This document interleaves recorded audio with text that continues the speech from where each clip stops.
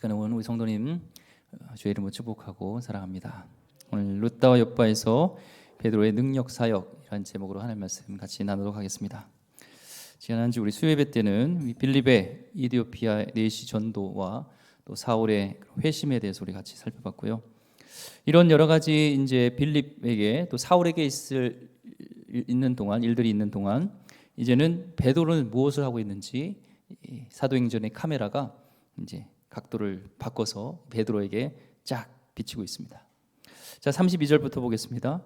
그때 베드로가 사방으로 두루 다니다가 룻다에 사는 성도들에게로 내려갔더니, 자, 사방을 두루 다니면서 룻다로 내려갔다고 합니다. 두루 다니면서 무엇을 했을까요? 그렇죠. 복음을 전하면서 또 주의 이름으로 병을 고치는 일들을 했겠죠. 귀신을 쫓으면서. 그래서 아마 현대로 했으면 그랬을 거예요. 예수 믿으세요. 예수. 그때는 그런 노래가 있었는지 모르겠지만 이런 찬양을 부르면서 예수님을 전하고 있겠죠. 특별히 또 룻다에도 성도들이 있었죠. 이미 예수님을 알고 믿는 성도들이 있었고 그들을 신방하기 위해서 또 갔던 것을 우리가 추리해 볼 수가 있습니다. 자, 지도를 보겠지만 룻다와 그 이웃 도시 욥바가 오늘 나오는데요. 예루살렘 서북 지방에 있는 연안의 항구 도시입니다. 그러니까 우리나라 보면은 인천 뭐 그런 곳일 수가 있겠죠. 거기도 예수 믿는 성도들이 있었다는 거예요. 욥바에도 룻다에도. 왜 그랬을까요? 누가 복음을 뿌렸으니까 열매가 맺힌 거잖아요. 우리 사도행전 8장에서 40절에 보면 빌립이 아소도에 나타나서, 그러니까 아소도 여러 성을 지나다니며 복음을 전하고 가이사랴로 이르니라. 그러니까 아소도가 저기 그림에 보면 알겠지만 사진에 지도에 보면은 아소도 좀 잘렸는데 아소도가 있잖아요. 거기서부터 이제 북진해서 쭉 해안 따라가서 올라간 거잖아요. 가이사랴까지. 그래서 욥바랑 룻다도 지나가면서 복음의 씨앗을 뿌리게 된 것이죠. 그렇죠? 그래서 베드로는 이미 복음을 전한, 그래서 예수를 믿는 성도들에게 간 거죠. 그래서 그들에게 신방하는 겁니다. 베드로는 바울이 교회 개척한 곳을 몇 번씩 또한 방문하고 또 빌립이 복음을 전했던 곳에서 가서 이미 믿음의 뿌렸던 곳에 믿음이 어린 사람도 있잖아요. 그들에게 가서 지쳐 있고 또 외롭고 경건하지 않은 자들, 또 믿음이 없는 자들에게 격려해주고 그를 일으켜 세워주는, 믿음을 일으켜 세워주는 그런 일들을 많이 했습니다. 그러니까 잃어버린 영혼을 향해서도 갔지만 믿음이 연약한 성도도 믿음을 굳세게 하는 이 역할들을 또 베드로 사도가 했겠죠. 오늘은 이제 애니야라는 사람을 또 만납니다. 애니야. 33절 보니까 거기서 애니야라는 사람을 만남에 그는 중풍병으로 침상에 누운 지 8해라. 이 애니야라는 사람은 어떤 사람이죠? 중풍병에 걸려서 침상에 누운 지 얼마 됐다고 그랬죠? 8입니다. 그러니까 공고한 상황인 거예요. 8해 동안 있다 생각해 보세요.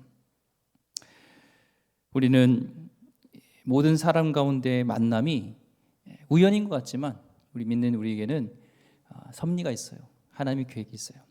애니야라는 사람을 우리가 볼 때는 우연인 것 같지만 아닙니다. 하나님이 그곳에 룻다에 가게 한 이유가 있고 그곳에 예비된 영혼, 특별히 애니야라는 그런 불쌍한 그 영혼을 만나게 하신 거죠. 그래서 이런 노래가 있잖아요. 우리의 만남은 우연이 아니야. 그렇죠? 우리의 만남은 우연이 아닙니다. 애니야와 이 베드로의 만남도 우연이 아닙니다. 자, 그런데 이 애니야가 8년 동안 중풍으로 누워 있어요. 말이 8년이지요. 그런 말이 있잖아요. 병 앞에 장사 없다. 장사 없는 거예요. 가련한 사람. 그러니까 본인도 괴롭고 같이 돌보는 가족도 돌보고 같이 괴로운 거예요. 같이 힘든 상황 동안 생각해 보세요. 8년 동안 움직이지도 못한 사람이 집에 있는데 그를 계속 돌본다고 생각해 보세요. 본인도 아무것도 못하고 케어받아야 되는 그 상황도 힘들지만 가족도 힘든 거죠. 베드로는 이 가련한 사람을 만나는 순간 만나게 하신, 우연이 아닌 하나님이 왜 룻다에 와서 애니야를 만나게 한 이유를 하나님 마음을 읽었습니다. 그래서 신방이라는 것은요, 지금 대신방 중에 있지만 교육자들은 이 말씀을 잘 생각해 봐야 돼요. 신방이란 주님의 마음으로 그 상황에 임재하는 거예요. 예수님의 눈으로 그 공경에 처한 자를 바라보는 겁니다. 그래서 진짜 문제는 말로 표현을 다 못해요. 성도님들 보면은 신방 가서 저도 이렇게 질문을 던지죠. 이제 하나님 주시는 그런 질문들, 하나님 주신 감동들. 그래서 이렇게 물어보기도 하고, 이렇게 기도 제목을 알려주세요 하면은 기도 제목 알려주기도 하지만 안 알려주는 분도 있죠. 마음 속에 있는 것들을. 그래서 성령의 감동으로 또 물어보고 하면서 하나님께서 주시는 마음으로 그 마음을 읽는 겁니다. 그래서 신방은 목회자가 가지만, 사람이 가지만 거기에 예수님의 영이 사람을 통하여서 함께 하는 거예요. 주님이 이 사람에게 무엇을 해주기를 원하시는지 베드로는 알았습니다. 에냐는 요청하지 않았어요. 근데 베드로는 하나님의 마음으로 날 여기 보내신 이유가 있겠구나, 그걸 알게 됐고 베드로가 먼저 하나님의 감동으로 말을 합니다. 34절, 베드로가 이르되 에니야야, 예수 그리스도께서 너를 낫게 하시니 일어나 내 자리를 정돈하라 한데 곧 일어나니. 그렇죠? 뭐예요? 예수 그리스도께서 너를 낫게 하시니. 자, 기적 그 자체보다 중요한 것은 그 이적을 일으키시는 그 근원이 누구인지를 아는 게 중요합니다. 베드로가 고치는 것 같지만 그 이적을 일으키는 8년 된 중풍병자를 일으키시는 분은 누구예요? 예수 그리스도이시라는 겁니다. 지금 이 자리에서 너를 낫게 하시니 하고 선포합니다. 우리는 선포한 대로 우리 삶이 끌려가기에 이 선포가 굉장히 중요해요. 말의 권세가 있습니다. 여러분, 모든 언어가 선포예요. 그래서 하나님의 백성은요, 입술을 함부로 말하면 안 됩니다. 힘들다, 죽겠다 하면 진짜 그렇게 돼요, 인생이요. 입술에 권세가 있어요. 내 귀에 들린 대로 내가 행하리라 말씀하셨던 것처럼 불평불만하면 그렇게 이루어져요. 하지만 감사와 찬양과 늘 그 속에 나가면 하나님 우리 삶을 그렇게 인도하시는 거예요. 우리 성도님의 입술에 하나님의 찬양, 감사가 끊이지 않기를 원합니다. 여러분, 날마다 여러분의 미래를 축복하며 하나님이 주시는 긍정의 말로, 축복의 만화로 말로 자녀들에게도, 주위 사람들에게도 축복해 주길 바랍니다. 물은 알고 있다라는 책을 쓴, 물은 답을 알고 있다, 에모트 마사루라는 분이 있죠. 보면은 물도 있지만 물을 가지고 이제 실험을 하잖아요. 똑같은 비커에 똑같은 물을 넣어놓고 똑같은 환경에서 이렇게 한 달 동안 둡니다. 한 곳의 비커에는 막 칭찬을 해주는 거죠. 야, 너 물 맛있다, 야. 너로 인해서 내가, 그러면서 한 번 더 마시네요. 그러면서 너 때문에 내가 목도 안 마르고 샤워도 할 수 있고 너 참 고맙다, 막 칭찬하는 거예요. 근데 한쪽에는 물에는 저주라는 거죠. 이 아이 너 때문에 너로 술도 만들고, 그래서 사람들이 황폐해지고 넌 없어져야 돼, 더러운 놈, 막 쌍욕을 막 한 거예요. 한 달 후에 이제 그런 결정을 이 해명으로 보니까 한 달이 지났지만 칭찬해준 물에는 이 팔각수 있잖아요. 팔각수가 되고.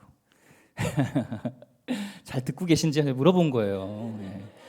잘 듣고 계세요. 두 분만 잘 듣고 계신 것 같아요. 나머지는 담임 목사가 지금 팔각수라고 하는지 육각수라는지 오각수라는지 모르잖아요. 그걸 모르셨구나. 감사합니다. 어쨌든 알려주셔서 그런 척하는 거죠. 육각수가 맞죠. 근데 육각수로 돼 있고 욕하고 막 그랬던 곳은, 저주했던 곳은 막 찌그러져 있는 그 결정체가 된 거예요. 그러니까 우리 몸도 그렇잖아요. 70%가 물이잖아요. 그러니까 생리학적으로 봐도 우리 몸은 긍정의 말, 칭찬한 말, 찬양한 말, 감사하면 피가 깨끗해져요. 그런데 막 더러운 말, 그런 얘기하면 안 좋아지게 되죠. 영적으로 그렇습니다. 입에 권세가 있어요. 자, 베드로는요, 네가 좀 나아졌으면 좋겠다 이렇게 얘기하지 않았습니다.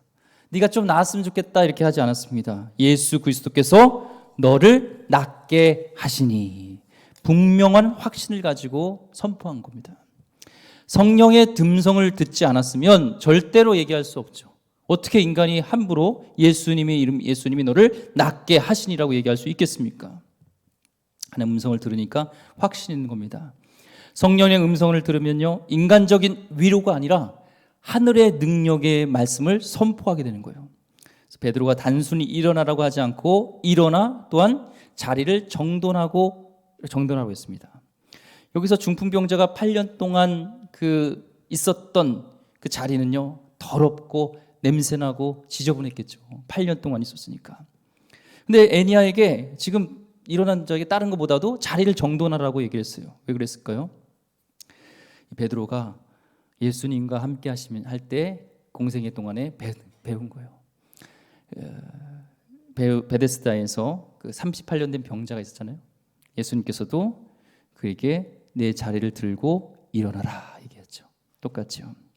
똑같이 예수님이 하신 대로 그대로 하는 겁니다. 이 자리는요 옛 자아를 상징해요. 게으름과 병 때문에 있었던, 자기가 원치 않았던 원했던 게으름과 나태함과 무기력과 원망과 절망과 자기 비하와 질투와 미움의 집약체가 옛 자아입니다. 그것을 이제는 너는 버리라는 겁니다. 육체의 치유뿐만 아니라 너희가 그동안에 생각했던 너의 인생의 방향을 하나님은 깨끗이 정돈되기를 원하시는 것이죠. 하나님은 우리가 구하는 것보다 더 좋은 것을 주길 원하시고 우리의 근본의 원인을 알고 계신 분이 우리 하나님인 줄 믿습니다. 옛사람이 정돈되길 원한 거예요. 오늘 이 시간에 예수님의 이름으로 여러분의 질병도 치유되기를 소망합니다.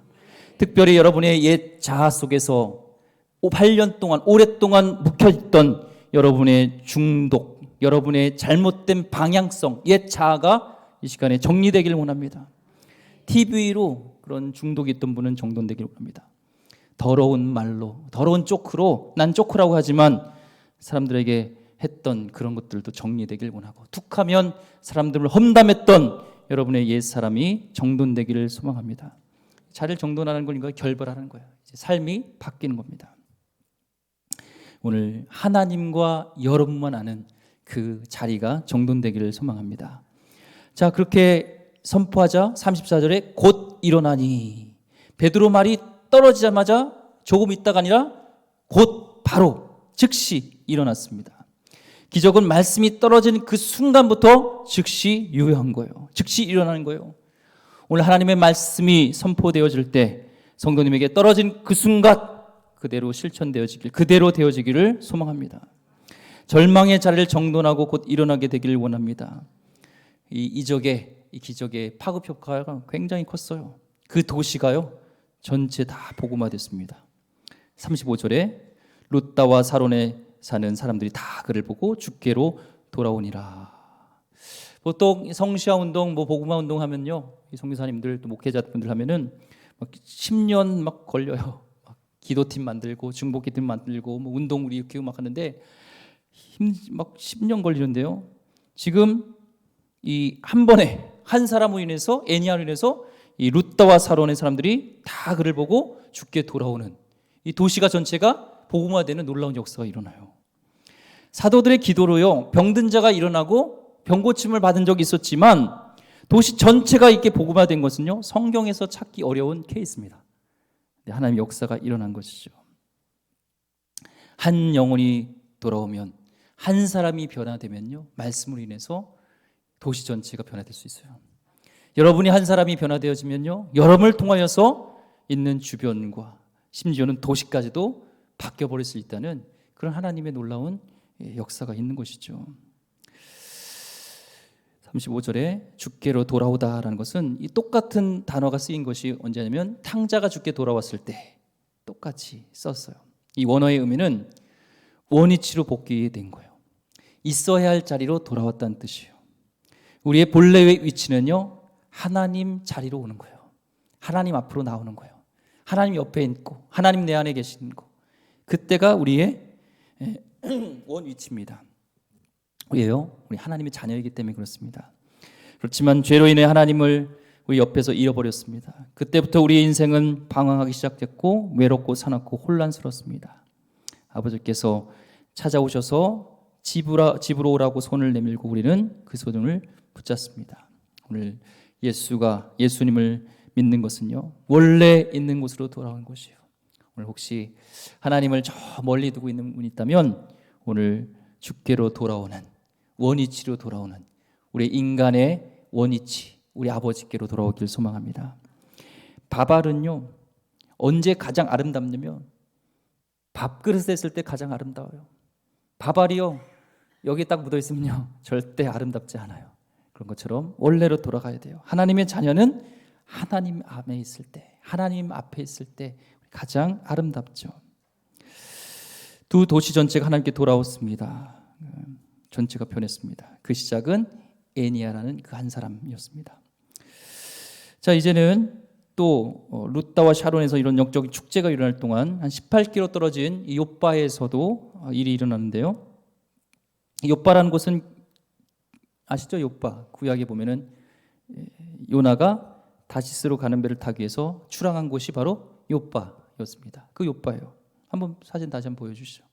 욥바 배 있는 근처, 그렇죠? 거기 뭐 저쪽 속초 배 어디요? 그런 하여튼 이렇게 바닷가 있는데 그 항구가 있는 도시 욥바입니다. 자, 거기에도 크리스찬들이 있었는데요. 거기에 다비다라는 사람이 있었습니다. 36절에 욥바에 다비다라 하는 여자제가 있으니 그 이름을 번역하면 도르가라 선행과 구제하는 일이 심히 많더니. 그는 여제자라고 해요. 이 여제자라는 말은 영적인 실력자라는 거예요. 영적인 성숙이 있는 사람인 겁니다. 여제자였습니다. 자, 도르가라도 하고 다비다라고 해요. 왜 그럴까요? 도르가는 히브리식 이름이고 다비다는 헬라식 이름이에요. 그러니까 두 개의 이름을 갖고 있다는 것은 1.5세대 헬라파 유대인이란 겁니다. 1.5세대 헬라파 유대인이에요. 아시죠? 이게 우리가 미국을 건너가서 살면서 이름이 영순이 옛날에 그런 거 있잖아요. 그 모르나요? 철수라는 이름이 있지만 영어 이름은 찰스 뭐 이렇게 있잖아요. 네, 그런 식으로 그런 거예요. 지금 다비다 그리고 도르가인 거죠. 자, 이름의 뜻은 암사슴이란 뜻이 있고 당시의 여인들에게 이쁜 아름다운 여인에게 주어졌던 이름이 바로 이 암사슴이라는 이 다비다라는 뜻을 썼습니다. 그러니까 부모님이 봤을 때 이 여인이 다비다라는 여인이 굉장히 아름다웠던 것 같아요. 근데 외모뿐만 아니라 그는 그의 삶과 인격이 더 아름다웠던 사람이에요. 한번 같이 살펴보겠습니다. 36절에 보니까 그가 어떤 일을 했냐면 선행과 구제한 일이 심히 많았다라고 하고 있습니다. 선행과 구제한 일이 심히 많았어요. 심히 많았다는 말이 뭐예요? 충만해서 넘쳤다는 뜻이에요. 그러니까 이분은 구제할 때 찔끔찔끔 눈치 보면서 했다는 게 아닙니다. 그러니까 합리적으로 한 게 아니라 구제를 비합리적으로 한 거예요. 누가 봐도 허리가 휘도록 한 거예요. 그 정도 안 해도 되는데 한 겁니다. 그렇게까지 할 필요 없는데 한 겁니다. 습관적으로 한 겁니다. 그게 바로 선행과 구제하는 일이 심히 많다라는 뜻이에요. 하나님이 우리에게 하시는 일 가운데 하늘에서 만나를 내려주는 일과 예수님께서 이 땅에 오셔서 십자가에 돌아가시는 그 일은 다릅니다. 차원이 다르죠. 그렇죠? 만나를 내려준 것과 우리를 위해서 생명까지 주신 것은 차원이 다른 거예요. 예수님이 우리를 위해서 생명까지 십자가에서 주시기까지 사랑하셨는데 그 일들을 하길 때 아마 천사들이 그렇게 얘기할 수 있죠. 예수님 오버하시는 거 아니에요? 왜 그렇게까지 할 필요가 있나요? 만나를 주시면 되지, 말씀하시면 되면 되지, 왜 직접 예수님께서 죽으시면까지 하시는 것, 그거 낭비 아닙니까? 거룩한 낭비. 주님께서는 우리를 위해서 우리 사랑하시기 위해서요 말씀으로 하실 수 있지만 그러지 않으셨어요. 거룩한 낭비까지, 우리를 위해서 생명까지 주시는 거룩한 낭비를 주셨습니다.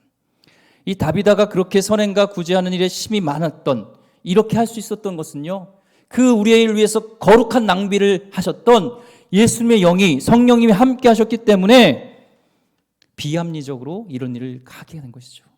인간의 이성으로요 우리는 욕심이 많아요. 욕심이 없는 사람이 없어요. 하지만 예수님의 영이 임할 때, 예수님의 영은 거룩한 낭비, 우리를 사랑하는 그 영이 있기 때문에 예수님의 영일 때 이런 일들이 가능한 것입니다. 우리에게도 이런 예수님의 영이 임해서 다비다처럼 선행과 구제하는 일이 심히 많아지는, 비합리적으로 할 수 있는 일들이 있기를 소망합니다. 예. 다비다가 그런 사람인데요, 구체적으로 그의 사랑 실천이 나옵니다. 39절에 베드로가 일어나 그들과 함께 가서 이르매 그들이 데리고 다락방에 올라가니 모든 과부가 베드로 곁에 서서 울며 도르가가 그들과 함께 있을 때 지은 속옷과 겉옷을 다 내보이거늘. 사람이 어떤 인생을 살았는지를 알 수 있는 방법이 있습니다. 언제일까요? 장례식에 가보면 알아요. 그 사람이 생전에 어떤 삶을 살았는지, 어떤 사람들이 진정으로 나의 죽음을 애도해 주는지 보면 알 수 있습니다. 지금 보니까요, 이 모든 과부들이 다비다의 죽음을 애도했어요. 울었어요. 당시 과부들은요, 요즘 사회처럼 특별 복지 수당 같은 것들이 나올 때가 아니에요. 여성은 직장을 구할 수가 없었습니다. 극빈자예요. 그러니까 하나님이 왜 과부들과 고아와 이방인들을 나그네를 돌보라고 하는 이유가 있습니다. 누군가의 자발적인 순종으로 구제하지 않으면 다 굶어 죽게 되는 사람이에요. 그런데 다비다는 그런 외로운 이들을 위해서 사회조차도 버렸던, 사회 시스템에서도 조직에서 그를 구제할 수 있는 시스템이 없는데 다비다는 자발적으로 그에게 넘치도록 그를 돌보는 것이죠. 여러분 주위의 세상이 버린 자들을 돌볼 수 있게 되기를 소망합니다. 이번에 티르키예 시리아를 돕는 우리도 헌금을 걷잖아요. 이번 주까지 해서 이제 보내는데, 그래서 그런 마음으로 여러분의 하나님 주신 감동으로 같이 또 돌봤으면 좋겠습니다. 자, 다비다가 자신들을 위해 생전에 지어진 속옷과 겉옷도 보여줘요. 여기서 조금 문화적인 컨텍스트를 우리 이해할 필요가 있는데 2000년 전에 이스라엘은요, 지금처럼 물자가 지천으로 널린 흔하지 않았어요. 있을 때가 아니에요. 그러니까 옷감이 비쌌죠. 겉옷과 속옷은 유대인들이 어떤 패션을 위한 게 아니에요. 겉옷은 햇빛을 가리는 망토가 되고 밤에는 또 이부자리가 됩니다. 담요가 됩니다. 그래서 돈을 꿔줬을 때도 밤 됐을 때는 그걸 돌려주라는 게 있어요. 그게 없으면 얼어 죽어요. 담요예요. 그런 중요한 것을 준 겁니다. 불쌍한 가도 왜 그것들을 돈 주고 산 게 아니라 직접 지어서 만들어줬어요. 재를 구해다가 한 사람 한 사람, 돈만 있어서 되는 것도 아니요, 이것은 마음도 같이 쓴 거죠. 재정과 마음이 같이 있었습니다. 만나서 한 명 한 명 정성 담아 한 땀 한 땀 옷을 만들어주고, 만나서 위로해주고, 또 거기서 뭐 했겠어요? 예수님을 전했겠죠. 예수 믿으세요 하면서 예수님을 전했습니다. 그 한 사람 한 사람 다비다의 따뜻한 사랑을 다 받았기 때문에 죽었을 때 마음 깊이에서 우러나는 그에 대한 그 사랑 때문에 그 눈물을 같이 흘려준 거죠. 베드로를 불러서 제발 좀 이 다비다를 좀 살려달라고 할 정도로, 룻다에 있는 이 베드로를 불러올 정도로 그들은 이를 사랑했습니다. 참 이 인생이 감동적입니다.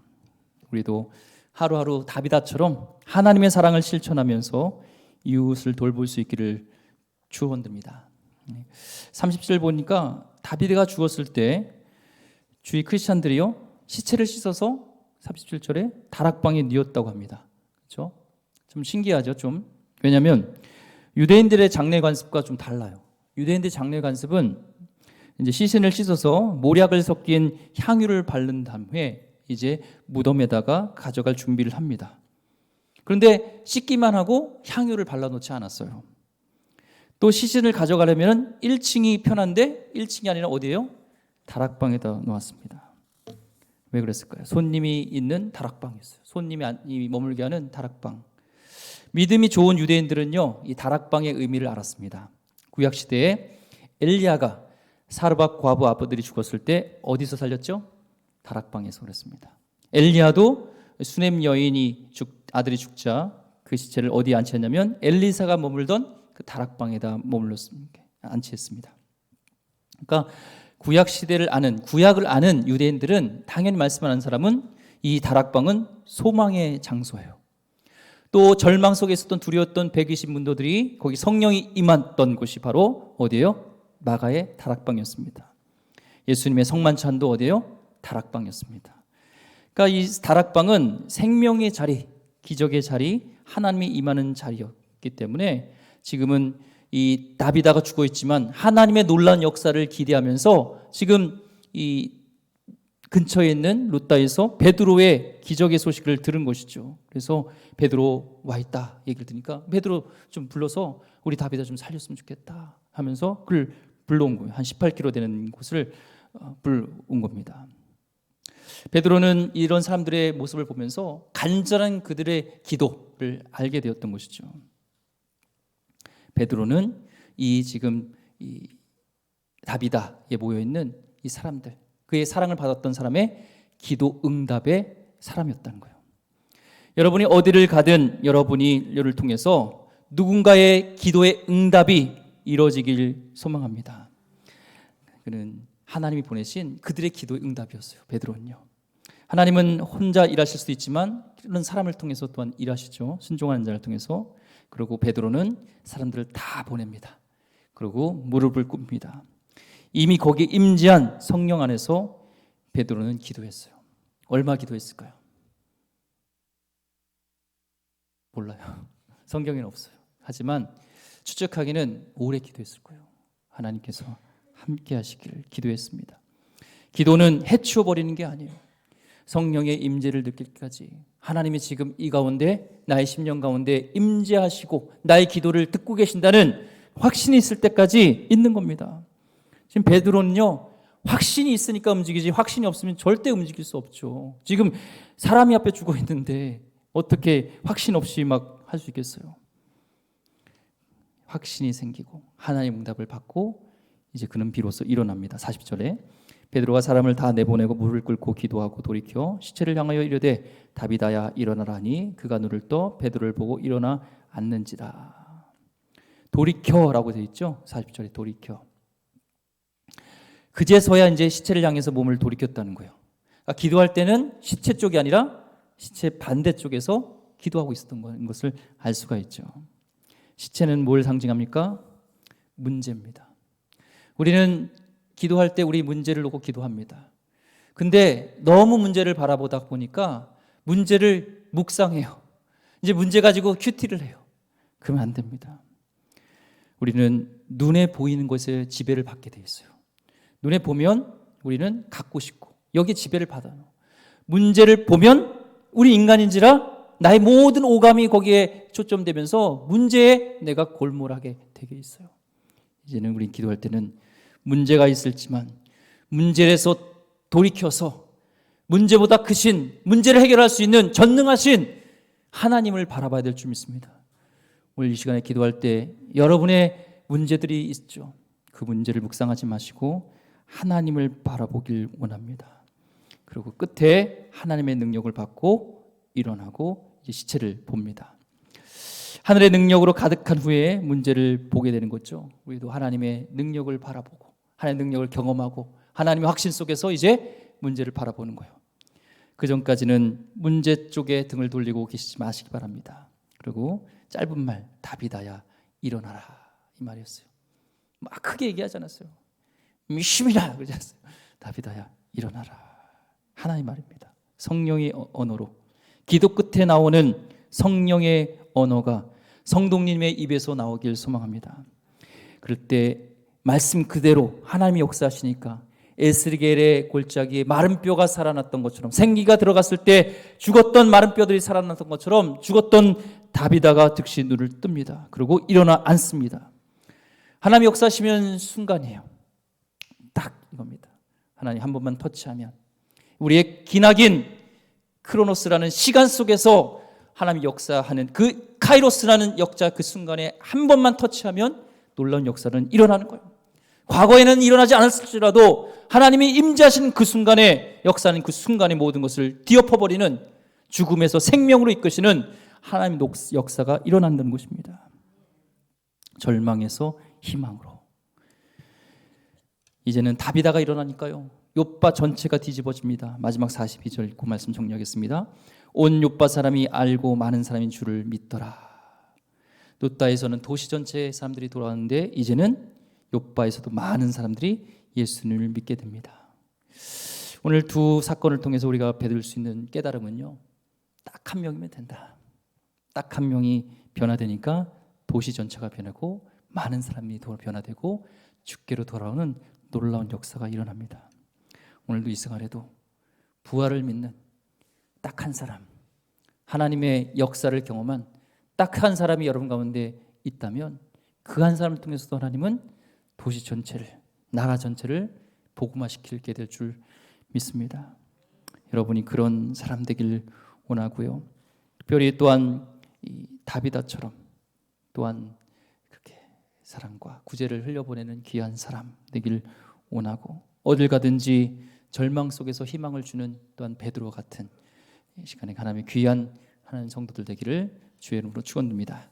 기도하겠습니다. 하나님, 오늘 룻다와 욥바에서의 베드로의 능력 사역을 통하여서 하나님의 또한 일하고 계심을 경험합니다. 하나님, 이 시대에 하나님 지금도 동일하게 역사하고 계신 줄 믿습니다. 오늘 깨달음을 갖은 말씀 붙들고 기도할 때 하나님 역사여 주셨고, 베드로가 하나님 문제를 돌이켜서 하나님을 바라보고 확신을 가질 때까지 기도했던 것처럼 우리도 하나님 문제를 묵상하지 말게 하여 주시고 하나님을 바라보며 확신 속에서 돌아가게 하여 주시옵소서. 주님 함께 하여 주옵소서. 귀하신 예수 그리스도 이름으로 기도드립니다. 아멘.